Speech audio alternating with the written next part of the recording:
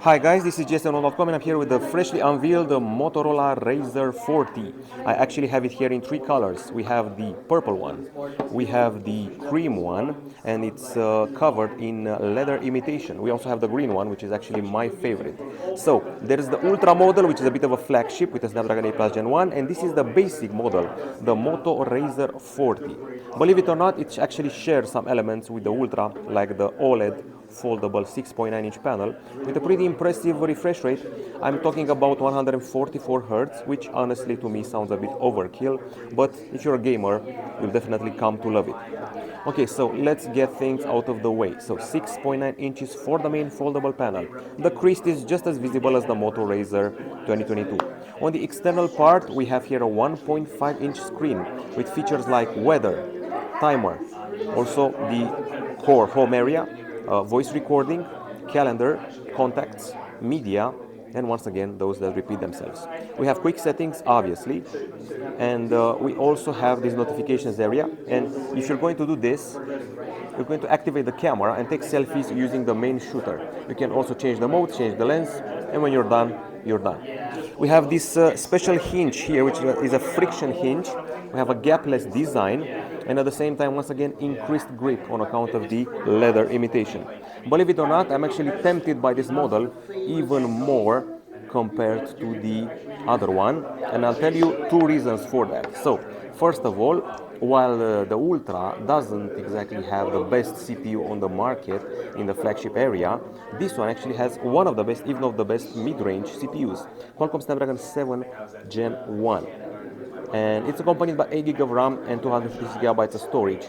Plus the battery is larger on the mid-range model, 4200 mAh, 400 mAh more than the Ultra, and it should charge reasonably fast, from what I've heard. There are stereo speakers here, there's one at the bottom, and there's one oriented towards the top, not towards the user, but I don't think that may be a problem. So we talked about the hardware, we talked about the speakers and the external screen. For security, we have this power button here, which is an embedded fingerprint scanner, but there's something extra here in the My UX section. There's Moto Secure with a secure folder, network protection, lock screen security, and a pin pad scramble. So if you do this, if you use this feature, you're going to be scrambling the order of your figures where you can input the pin, so if someone looks over your shoulder, they won't be tempted to remember your pin. There are the flex features, so if you're in the camera department, you can do this and have the viewfinder at the top and the options at the bottom, or you can go on a holiday and do something like this. Have the phone take your photo if you do something like this, or prop it up like this, so you can take photos of you wherever you are just by doing a gesture. Now, this being a Motorola, it has the classical Motorola features camera-wise, and I'm talking about spot color, night vision, panorama, 64 megapixel full resolution, scan, dual capture, photo booth, time-lapse, spot color, video, and the other one. There's a pro mode, there's a portrait, there's a photo section and video, and I'm actually curious about the resolution. You can shoot HDR10 video, which is a surprise for me, and the resolution should be 4K. Okay, so that was odd, but we have a prototype here. We also have a slow motion feature here.